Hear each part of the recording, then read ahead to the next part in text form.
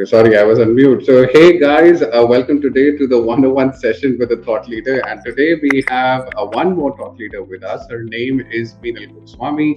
She has an expertise in HR, but before I actually dive more, we would love to hear from Meenal directly as to where she comes from. So, Meenal, why don't you go ahead and introduce yourself to the audience? Yeah, hi Siddharth. Thank you so much for giving me this platform. Hi everyone. I am Meenal Goswami. I am a BSc in Mathematics. Education-wise, I'm a BSc in Mathematics, and then I did my MBA from MNIT Jaipur. Post that, I also completed my ETP HRM from Accelerate Jamshedpur. I started my career in the banking sector with HDFC Bank and Kotak Mahindra Bank. And then eventually I started a company of mine by the name of iConsult India in the year 2011. We help organizations by in end-to-end HR solutions by helping them in their talent acquisitions, capability buildings, compensation benefits, HR audits, and aligning everything with technology and innovations in HR. We have been in this industry since 2011, as I've told you. My total experience, if you talk about, is around 18 years now. And I have also been awarded a Women Leadership Award in the year 2019. And I've been a part of many global platforms of HR and have been in many few magazines that have featured my interviews, including the Business Today. So this is about myself. Great, thank you so much, Meenal. So once again, truly honored to have you on the podium today, and would love to hear your insights on all the, I would say, FAQs or the things or the questions that we usually struggle with respect to HR and talent acquisition. So we are like all set with the questions, but before we head into the main serious discussion, we have a rapid fire, a surprise round prepared for you. So I hope you're ready. You ready? Okay, do I have a way to escape? No, always. Definitely, I am ready. Please Cool. go ahead. Okay. So the first question that I have for you is, asked to interview a famous personality. It could be dead or alive. Who would you choose to interview and why? Well, I would love to interview Jack Ma because he is one person whom I've been following, and I've seen him growing multifolds, and the way his thoughts are, the clarity that he has is amazing. So definitely it would be Jack Ma. Awesome. Great. So the next question that I have for you is the one thing people always look up to you for. Well, I would say mentorship. Okay, cool. All right. So the third one is that one hidden talent that people do not know of. Okay. So people don't know that I am a very good gardener and I love to grow my own vegetables. Oh, that's awesome. Great. All right. So the fourth one is where does Meenal Goswami's motivation come from? Okay. So I believe I am a self-motivated person. No source of motivation. I'm just curious. No, I have.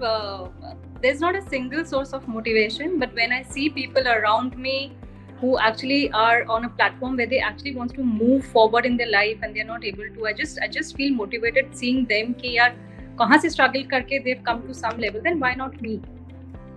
So it's not one single source, but yes, I see many people around and get motivated by what they are today.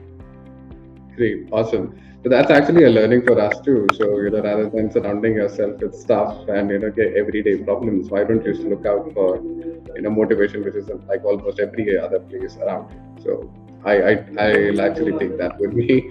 So the last one that I have for you, Meenal, is asked to choose a holiday destination.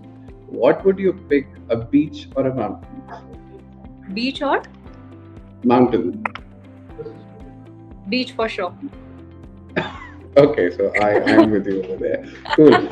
who So the now entire that process of climbing up the mountain? Sorry, I'm not interested. I'm happy on a beach.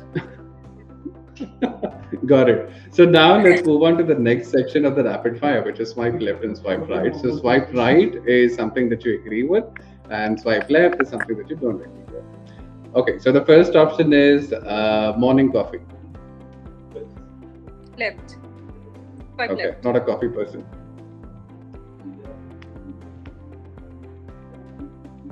Okay, sorry. I thought I lost you. Can you hear me? Yeah, absolutely. Okay, cool. All right. So the next one that I have is entrepreneurship. Swipe right. Absolutely. Reading. Swipe right. Right. Okay. Binge watching.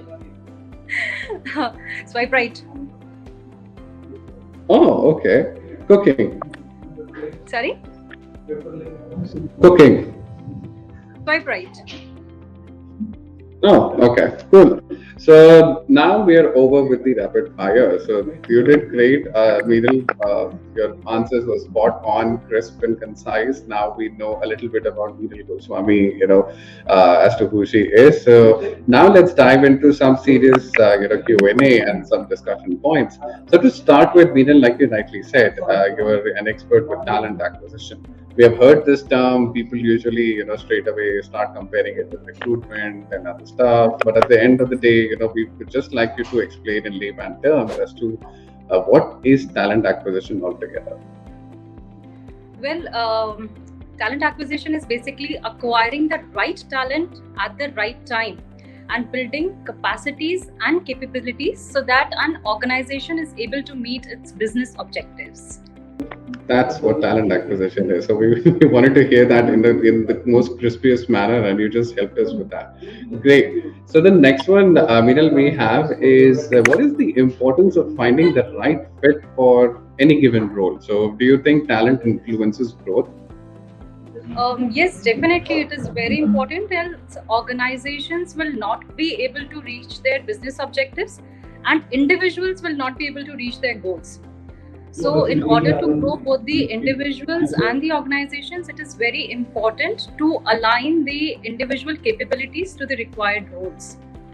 I completely agree to this one. So the next one is actually a little interrelated. So as per you, how can compensating employees comparatively benefit the company? For this question, I think compensation is a very relative term. Compensation could be anything. It is the right thing or the wrong thing or whatever it is. It's a very relative term. Rather, we can talk about what is the right compensation for the employees. If we talk about the right compensation, I would like to mention that compensation basically consists of three main components. The direct component, which includes their salaries, their wages, their incentives, bonuses, etc. The second is the indirect component that includes their benefits. And third is the non-financial component that includes their rewards and recognitions, then organization support, work environment, work-life balance, or maybe the flexible working hours. So if an organization is able to balance between these three components, then the employees are definitely motivated. So it's an expectancy theory. So if an employee is aware that his good performance would be valued by his employer, and that would result in giving him the desired awards, then definitely he would be motivated and he would put his best efforts at the workplace.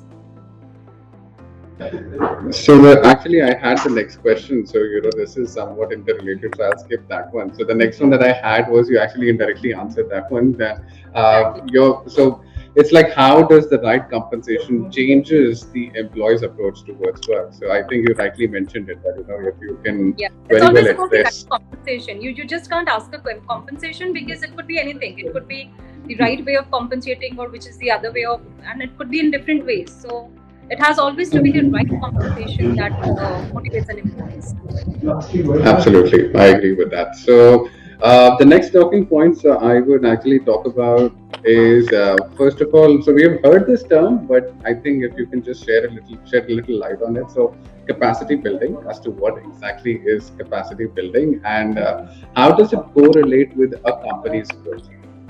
So yeah, it is a capability building that I would like to discuss. It is a bundle of people, process, and systems that distinguish an organization from its competitors and also delivers value to its customers. So that is all about a capability building is, It is not only in the individual, it's also for the organization. So what happens in many cases, people are the key resources that are actually the firm's core capabilities. So particularly in companies that are knowledge based, like we have the IT and the ITS companies. So what happens is their success largely depends on the people embodied know-how. So usually in these companies, earlier what used to happen, they used to have a set process for recruitments and managing their employees. However, now they are also moving on to the tailor-made solutions. So these plans that are being made are made in a way to address the need of an employee, so that the employees are able to understand and then move according to the key firm strategies. I'll just give you an example. Like there are companies, I would not like to name them. So there are companies who would actually, they ask their employees to write down their own career path. Like take for example, if it's a software developer, then they will tell them that they have got two options to either go have the management path as well as the technical path.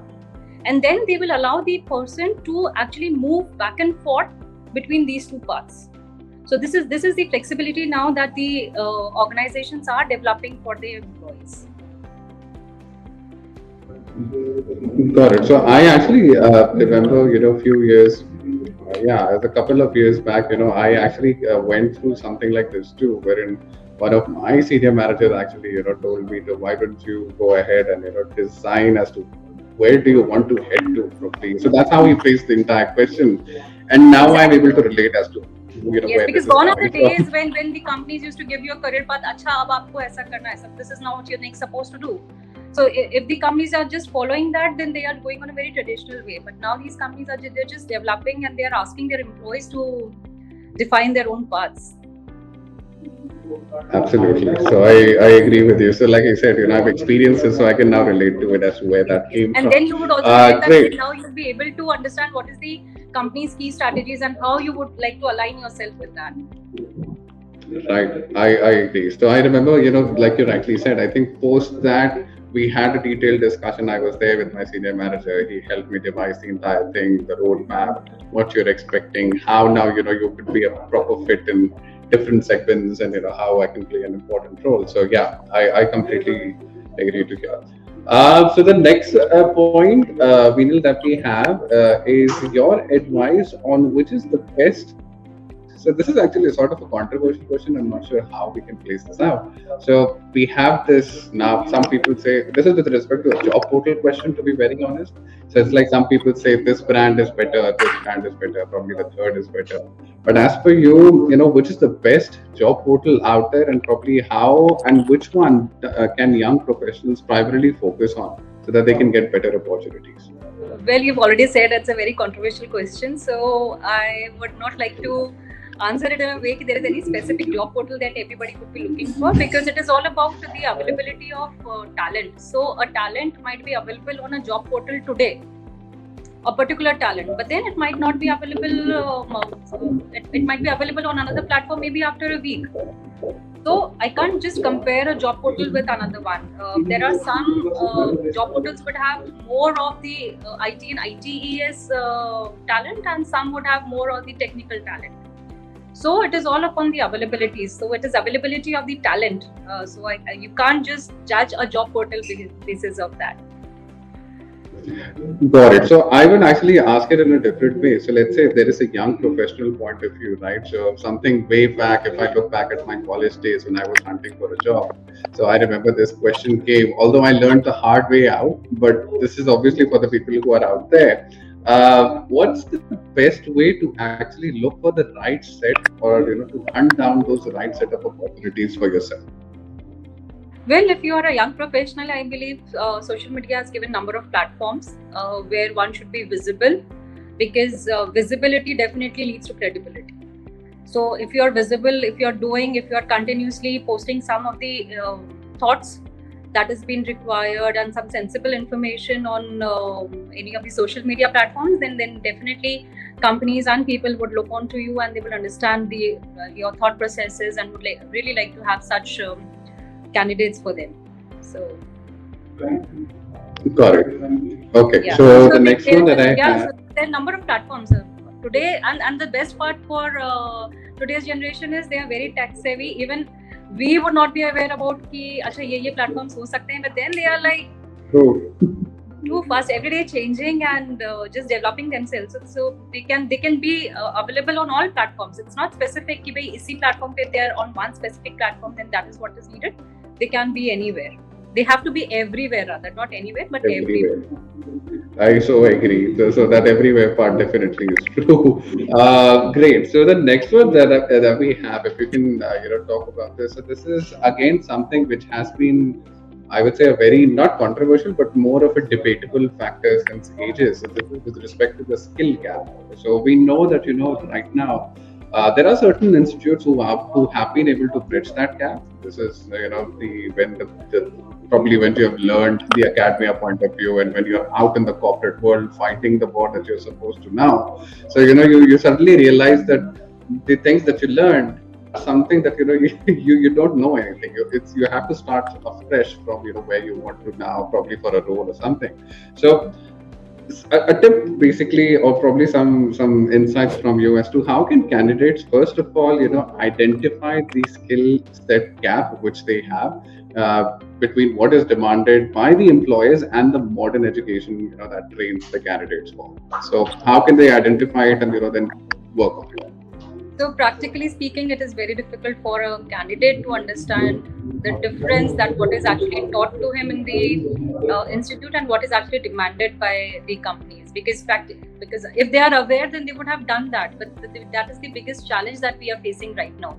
And with all due respect to our education system, I think that we should be more focused on the application part of it.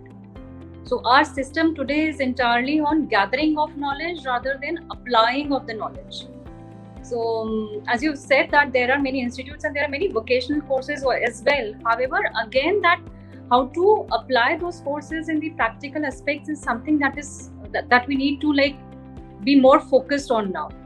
And not only the application, I also feel that what is being taught today, the world is changing very fast. So what is being taught today, we have also to check that is it actually aligned with what is actually required in the market.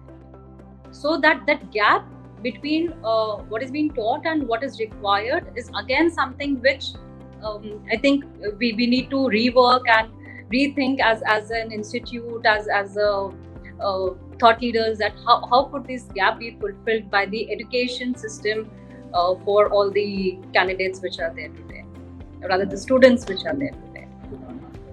Got it. So just an add-on question to this, Meenal. So what do you think would be the best bet to actually go about, and I would say still trying to, I'm not saying understanding it completely, but just trying to understand that gap. So I think one thing which now is in trend, and I believe it has gone a little popular, which is with respect to internships. Students now focus more on let's go for internships with a specific role, try and identify whether this role is actually fitting them or not. So one is this. The other one, like you said, is with respect to there are certain courses or programs which are available for the students. So what do you think? Which one is a better option? Would they still go for internship, or can they go ahead for vocational? Yeah, internship is one thing that they can go for. However, I think they can also grow themselves by learning and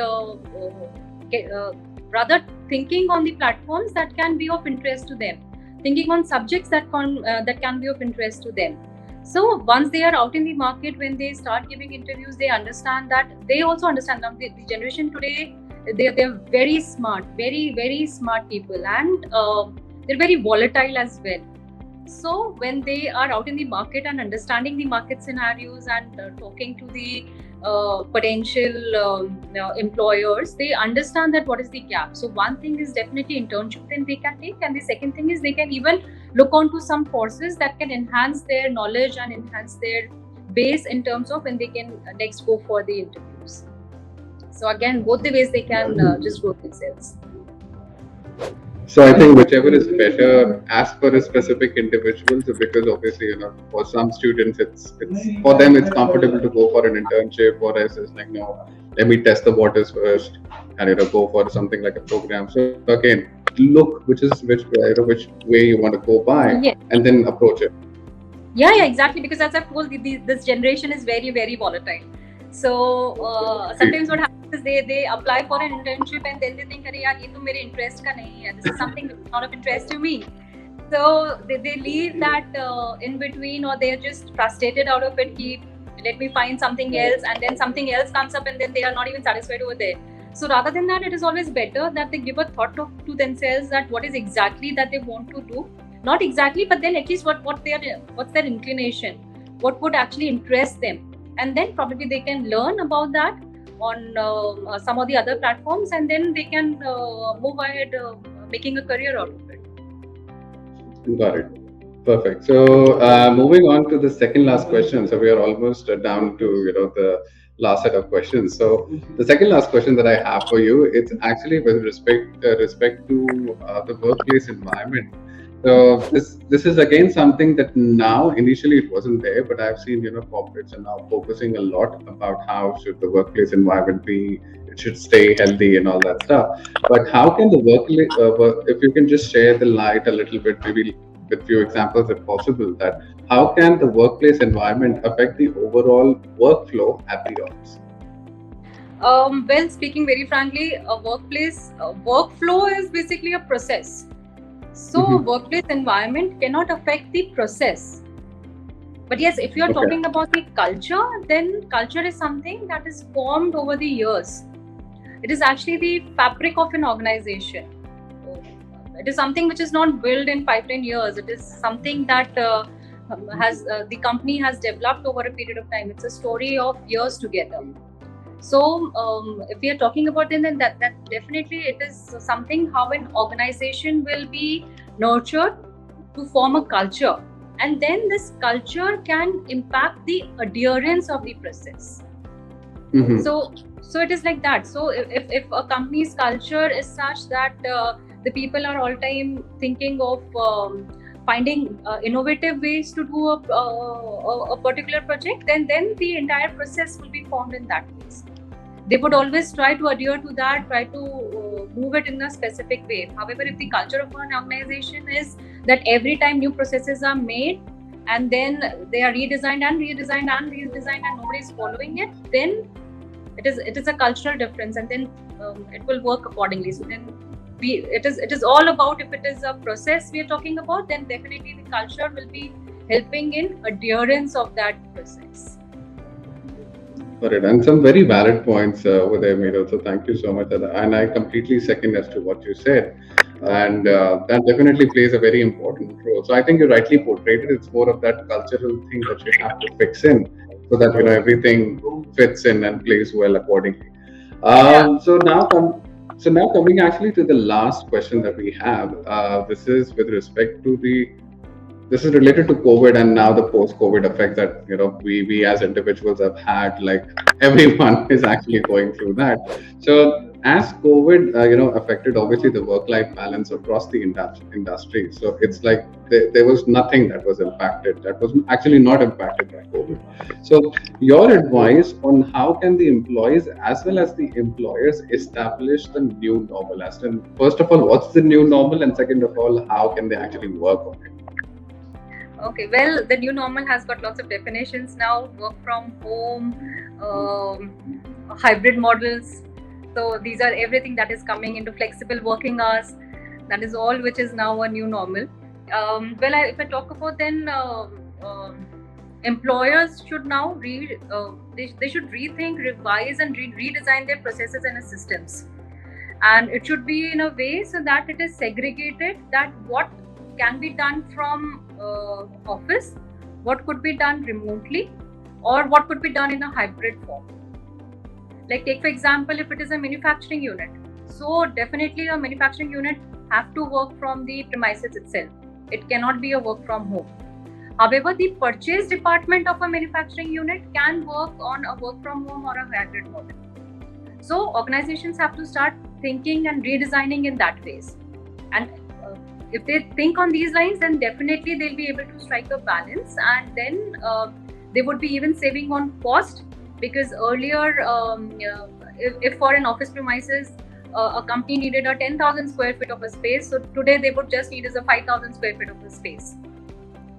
So they can definitely save on cost, and even the employees will understand and will be aligned to what is the business requirements.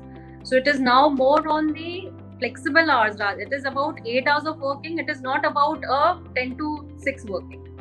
It is any time in that 8 hours you're supposed to. So end of the day, what is required from an individual is the output, not the working hours. So earlier when an individual used to go to the office 10 a.m., he's there at the office, 6 p.m. he's leaving from the office.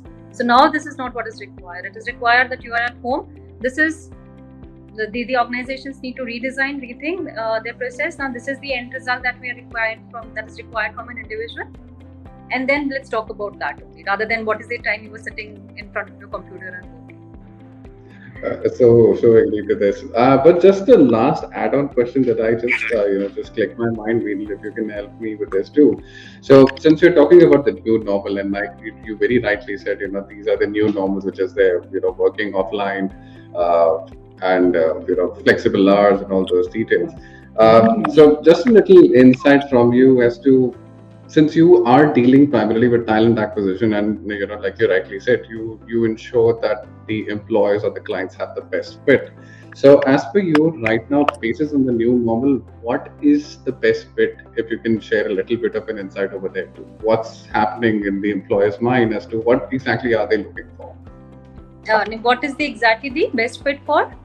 So the best fit for employers or the clients outside, because we have like transition from the old phase, like you rightly mentioned, the 10 to 6 job is no longer a 10 to 6 job, or it's no longer a desk job. You can easily work into a flexible job and all. So what's the new normal look like from the employer's point of view? As in, what exactly are they looking for in a candidate now, post-COVID?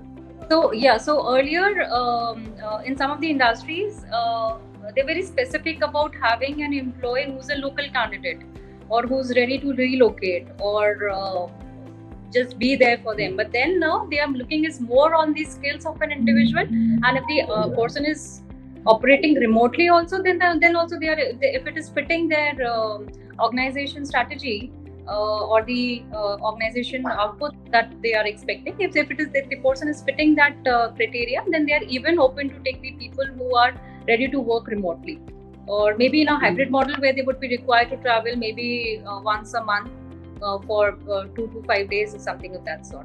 So this is one change which now the organization has started keeping in mind. That's a very relevant one. Now I actually see, I remember, looking at the vacancies initially, they were very location specific, and now it's more from work from home, and the logistics have become quite flexible altogether. So I can very well see the change. So great, Meenu. So actually, this brings us to the end of the 101 session. I've exhausted the list and even the set of extra questions that I had for you. So thank you so much for sharing those insights with us. And despite of the fact that your answers were really crisp and precise, we were actually able to grab the gist as to what exactly we could expect. And I'm sure that this entire session, as well as the question, would definitely help the students, young aspirants, the typical target audience of SECO, that they would definitely get a good insight about the things. So that's about it, guys. So that's the end of the 101 session with Meenal. So please stay tuned, because in the next 101 session, we will be once again back with another thought leader, absolutely as similar to Meenal. So stay with us, and always SECO. Thank you so much. Well, I would also like to give one advice, if that's okay for you. Please go right ahead, Meenal. So the advice I would like to give to everybody is keep learning. It is very, very important. Earlier, learning was a choice. So if you are not learning, you are stagnant. But now, if you are not learning, then you are not even on the same level as your peer group. Jack Ma actually rightly said one quotation. What he said was that in the last century, the people compete through muscles. But in this century, it is not muscle, it is wisdom. And wisdom comes only through continuous learning.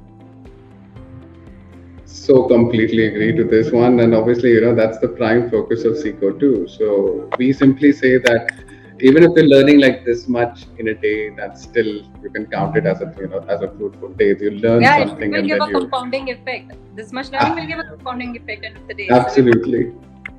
So some great insight once again, Meenal. Thank you so much. That's definitely the right message for obviously the audience, which is there on Seco. So once again, thank you so much. Thank you so much for taking time out and thoroughly enjoyed the session. And looking forward to have more such probably sessions and even insights from you. Thank you so much. Thanks, and thank you for giving me this opportunity.